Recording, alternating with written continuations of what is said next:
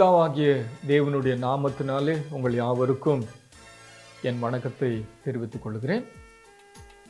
இரவும் பகலும் வேதத்தை தியானிக்கிற மனுஷன் பாக்கியவான் என்று நாம் சங்கீதம் 1 வாசிக்கிறோம். எங்கள் வேதாகம கல்லூரியில் வேதத்தை எப்படி படிக்க வேண்டும் என்று நாங்கள் சொல்லிக் கொடுக்கிறோம். அந்த வசனங்களை எப்படி தியானிக்க வேண்டும் என்றதான சில குறிப்புகளையும் நாங்கள் எங்களுடைய மாணவர்களுக்கு சொல்லிக் கொடுக்கிறோம். இன்று நான் உங்களோடு கூட அதை சார்ந்த ஒரு புத்தகத்தை எடுத்து உங்கள் வேதாகமத்தை எப்படி படிக்க முடியும் என்று சொல்லி கற்றுக் கொடுக்க நான் ஆர்வத்தோடு கூட காணப்படுகிறேன். தீத்து என்கிற புத்தகத்தை நாம் இன்று ஆய்வு செய்ய போகிறோம். இந்த புத்தகத்திலே விசுவாசம் என்ற வார்த்தையை நீங்கள் எண்ணி பார்க்கும் பொழுது 7 முறை அந்த வார்த்தை வருவதை நீங்கள் படிக்க முடியும். ஒரு முறை அவ்விசுவாசம் என்ற வார்த்தை இதிலே சொல்லப்படுகிறது. இரண்டாவதாக நல்லது என்ற வார்த்தையை நீங்கள் ஆய்வு செய்யும் பொழுது 7 முறை இந்த புத்தகத்தில் எழுதப்பட்டிருக்கிறதை நாம் தியானிக்க போகிறோம். அப்போஸ்தலனாகிய பவுல் தம்முடைய உத்தம குமாரனாகிய தீத்துவை கிரேத்தா தீவிலே விட்டு வந்ததாக அவர் சொல்லுகிறார். அப்படி விட்டு வந்தபோது 2 காரியங்களை அறிந்து நீ அதை நிவர்த்தி செய்ய வேண்டும் என்று சொல்லி அவர் சொல்லுகிறார். 1ஆம் அதிகாரம் 5ஆம் வசனத்தை நீங்கள் வாசித்து பார்த்தீர்கள் என்று சொன்னால் இந்த சபையினுடைய பின்னணியத்தை நீங்கள் அறிந்து கொள்ள முடியும்.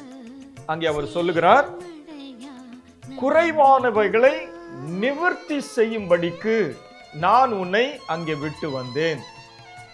இரண்டாவதாக ஒரு முக்கியமான காரியத்தை அவர் சொல்லுகிறார், மூப்பர்களை ஏற்படுத்தும்படி என்று சொல்லுகிறார்.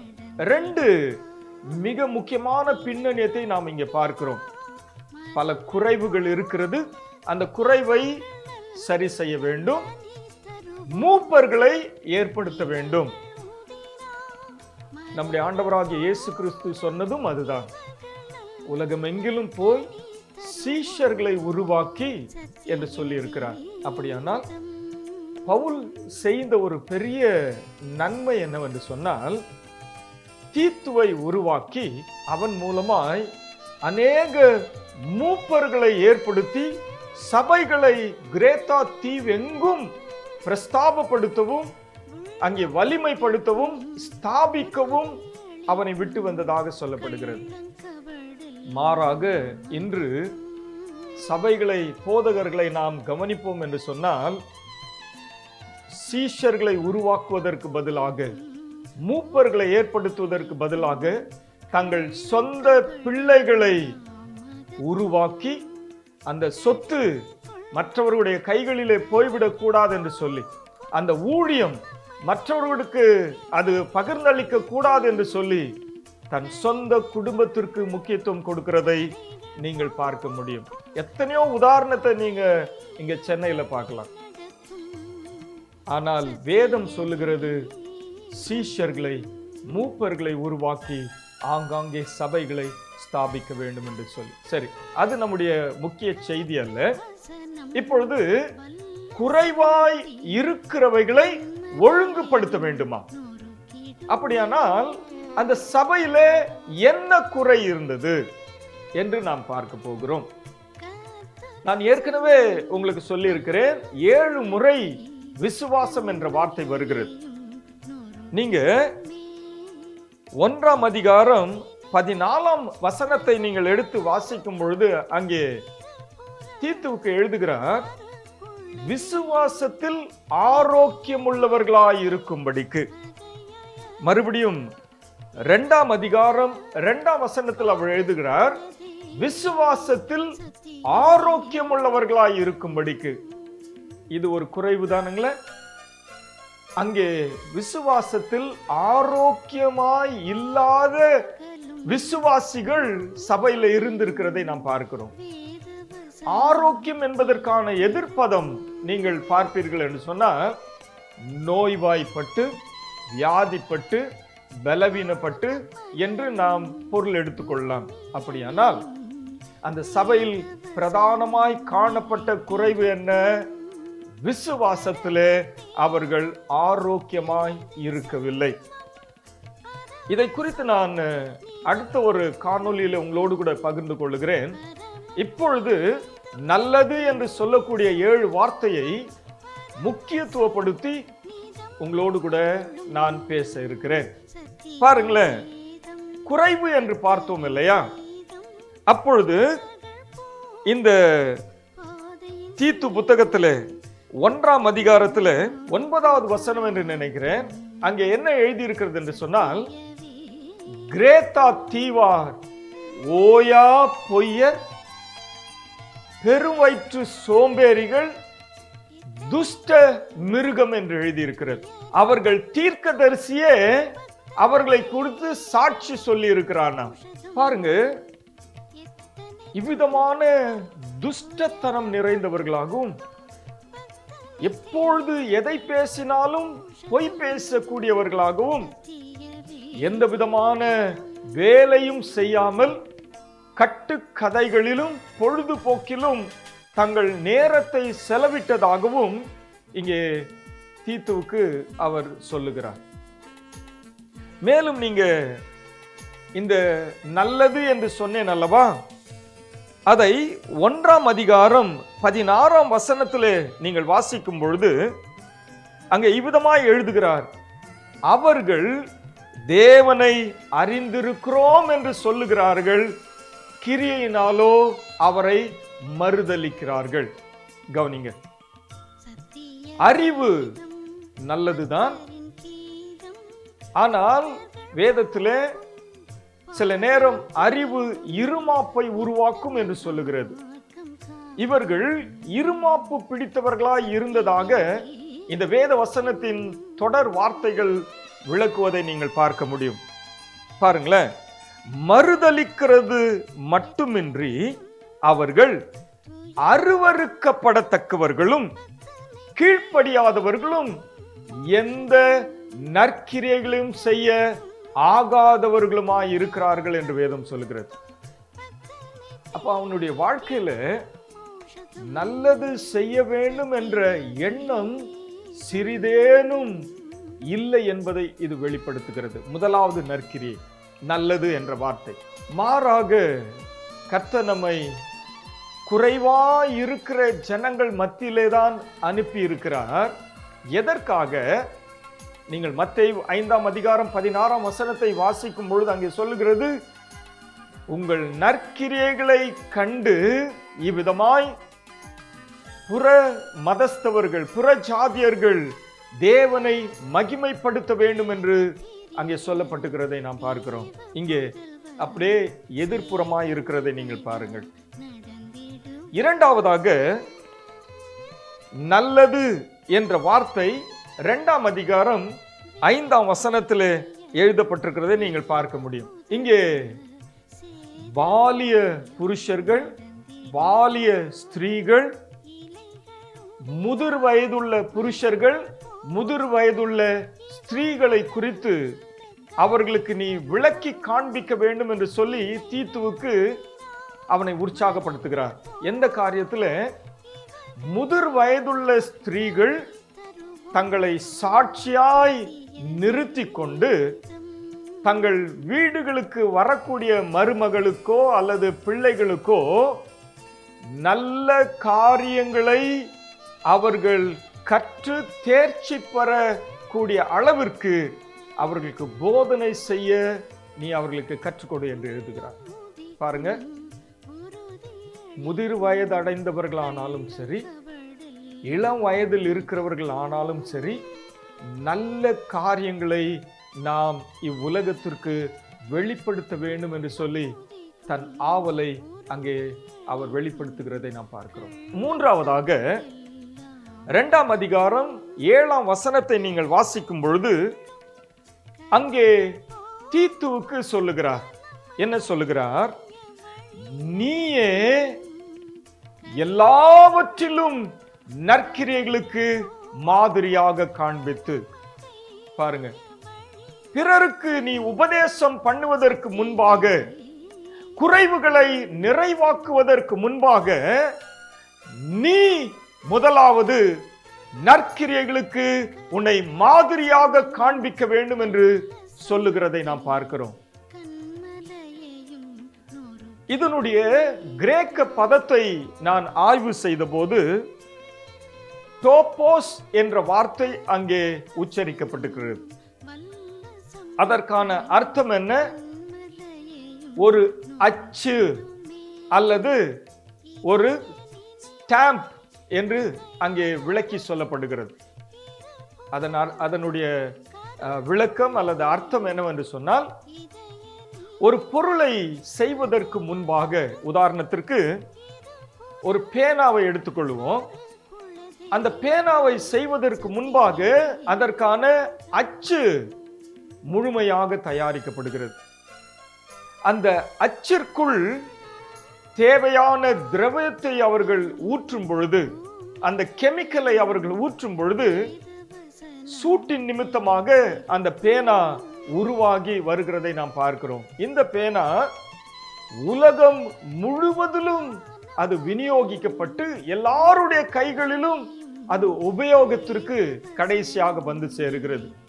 அப்படியானால் நீயே எல்லாவற்றிற்கும் உன்னை ஒரு அச்சாக காண்பித்து என்பதை அவர் சுட்டி காட்டுகிறார்.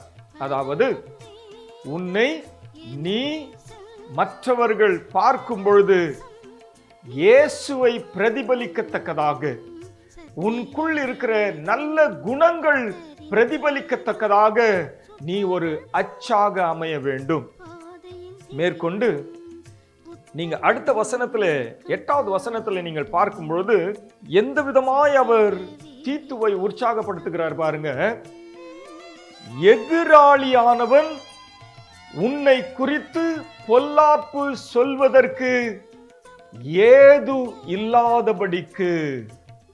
அப்பா, நம்மை சுற்றிலும் எதிராளியானவன் எவ்விதமாக விழத்தள்ளலாம் என்று சொல்லி அவன் அலைந்து திரிகிறான் என்பதை வேதம் சொல்லுகிறது. நம்மை சுற்றிலும் இருக்கிற நண்பர்களானாலும் சரி, உறவினர்களானாலும் சரி, நம்மை சுற்றிலும் இருக்கிறதான அக்கம் பக்கத்து வீட்டாரானாலும் சரி, மேலாக நம்மை சுற்றிலும் இருக்கிற பிசாசானவனானாலும் சரி, எப்படி நம்மை விழத்தள்ளலாம் என்று சொல்லி வாய்ப்புகளை எதிர்பார்த்திருக்கிறதை நாம் வேதத்திலே பார்க்கிறோம்.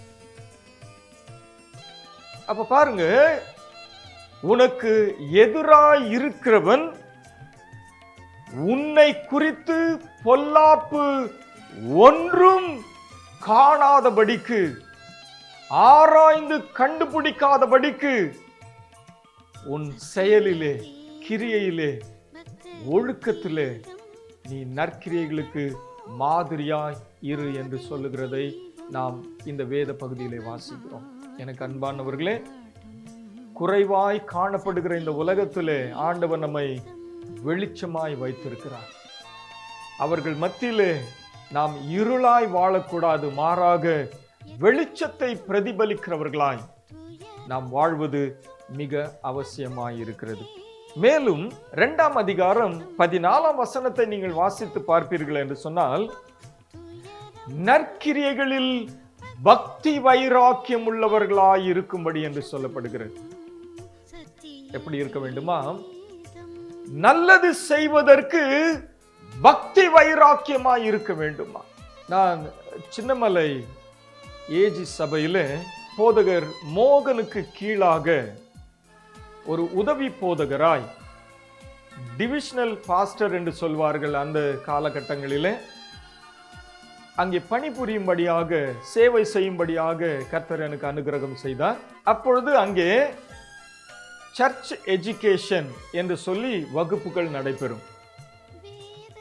அந்த வகுப்புகளில் அநேகர் வேதத்தை அறிந்து கொள்ளும்படி அவர்கள் வந்து வகுப்புகளில் சேர்ந்து அந்த வேத பாடங்களை கற்றுக்கொள்வார்கள். அப்பொழுது நான் என் வகுப்பில் வந்து சேரக்கூடிய யாவரிடமும் நான் சொல்வது ஒன்று, எங்களுக்காக அவர்கள் சில பரிசு தொகைகளை சேகரிப்பாங்க.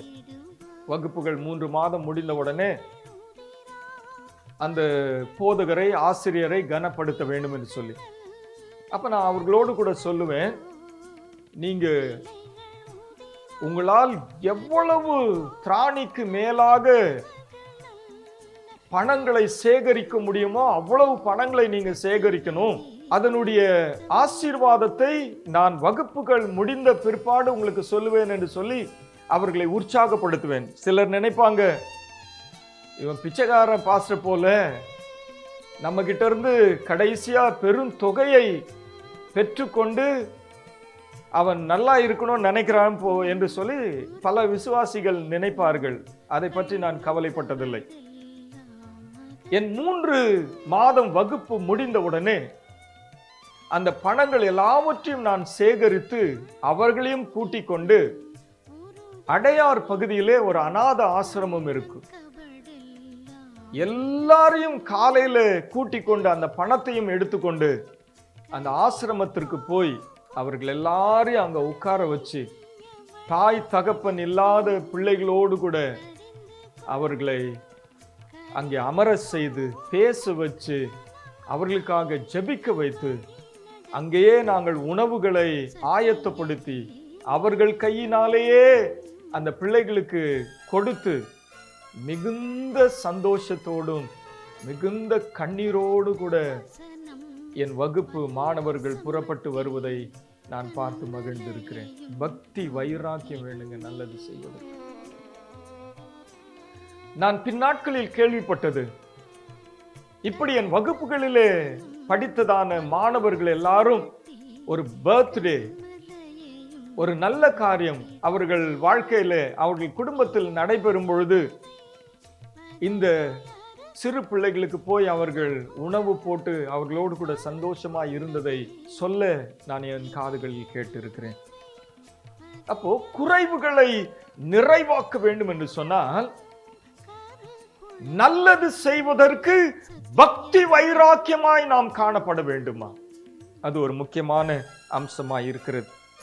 3ஆம் அதிகாரம் 1ஆம் வசனத்தை நீங்கள் வாசிக்கும் பொழுது அங்கே சொல்லப்படுகிறது, ஆயத்தமாயிருங்கள்.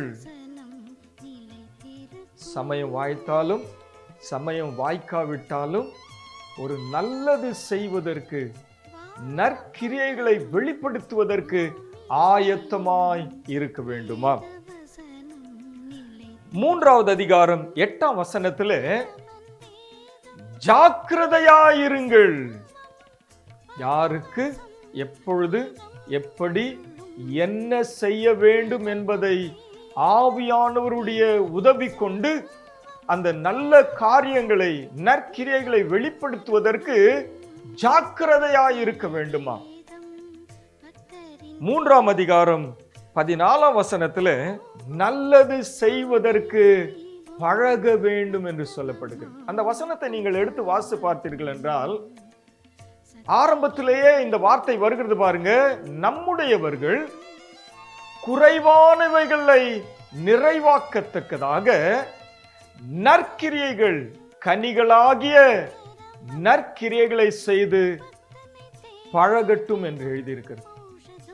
இது ரொம்ப கடினமான ஒரு செயல் தாங்க. இதை நாம பழக்கத்திற்குள்ளே கொண்டு வர வேண்டும். நல்லது செய்வதற்கு ஆண்டவர் நம்முடைய வாழ்க்கையில நிறைய வாய்ப்புகளை ஏற்படுத்துவார். அதை அறிந்து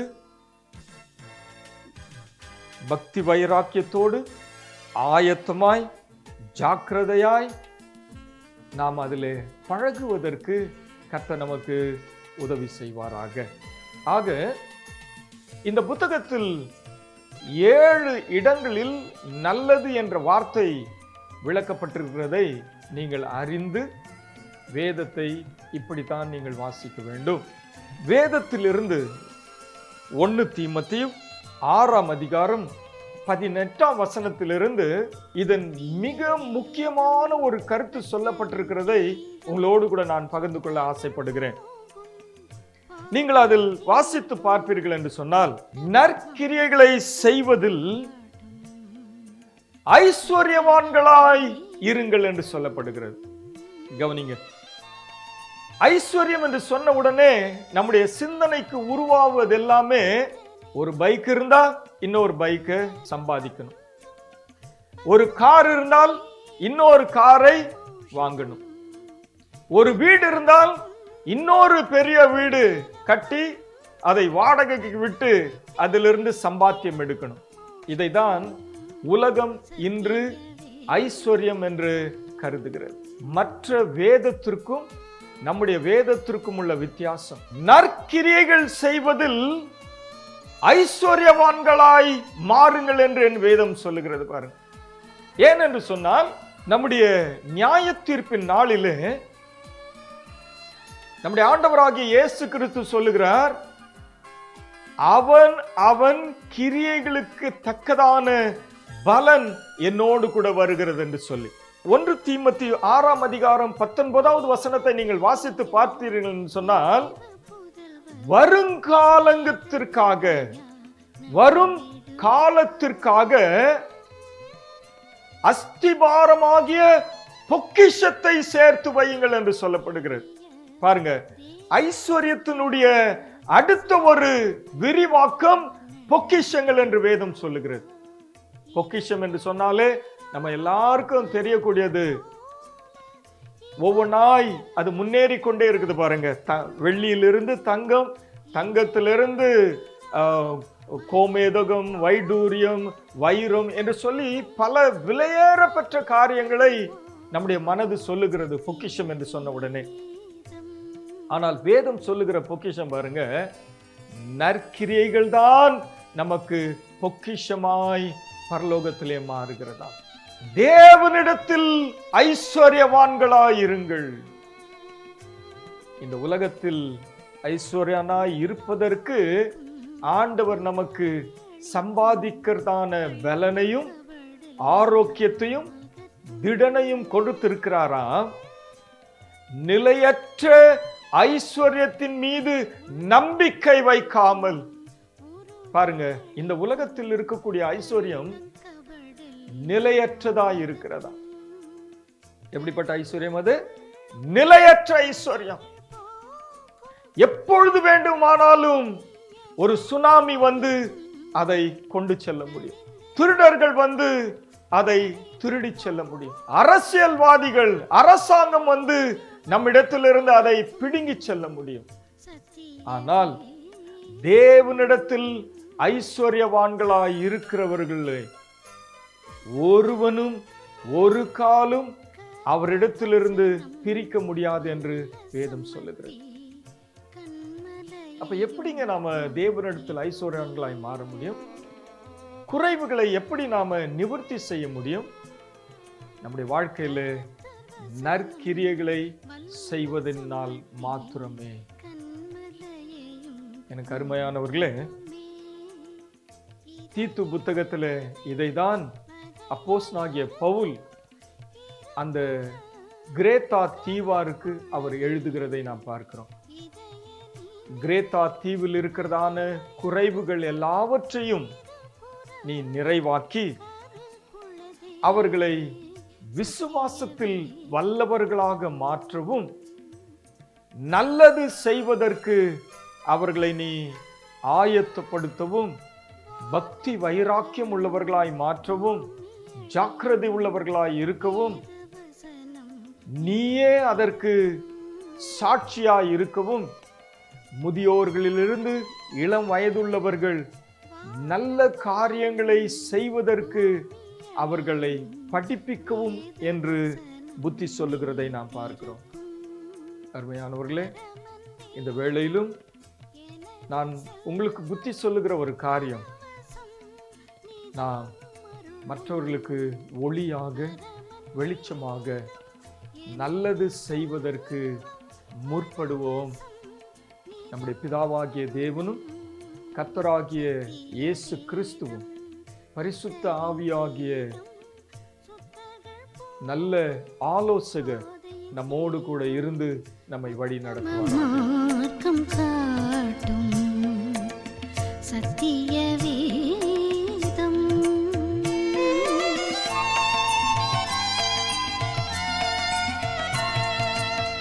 எத்தனை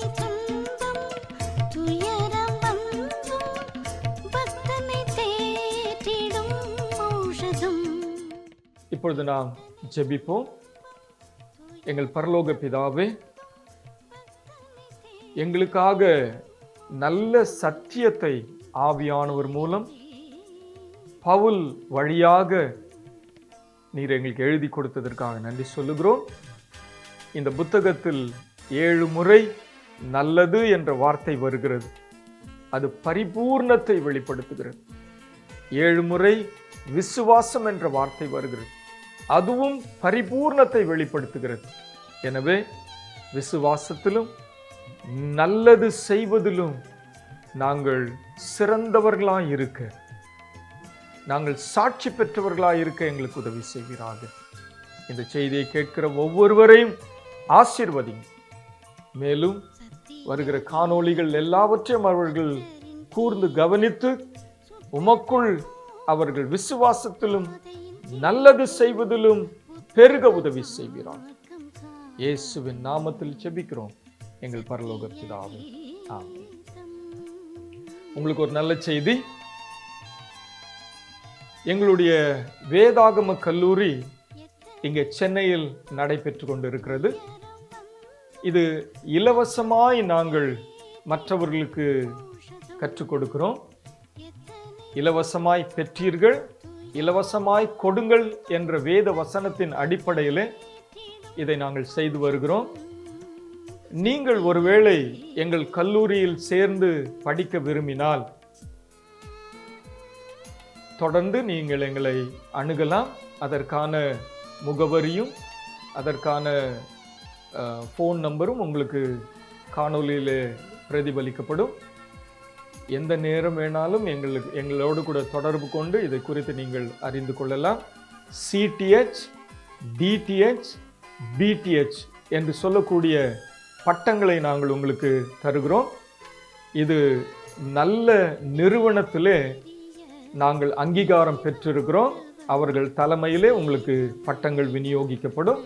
இந்த பட்டங்களை வைத்து நீங்கள் தொடர்ந்து அரசாங்க நன்மைகளையும் பெற்றுக்கொள்ளலாம் என்பதை நாங்கள் உங்களுக்கு அறிவிக்கிறோம். கர்த்தர் தாமே உங்களை ஆசீர்வதிப்பாராக. ஆமென்.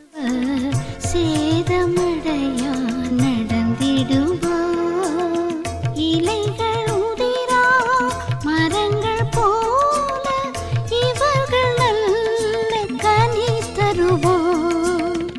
இலைகள் உதிரா மரங்கள் போல இவர்கள் நல்ல கனி தருவோம்.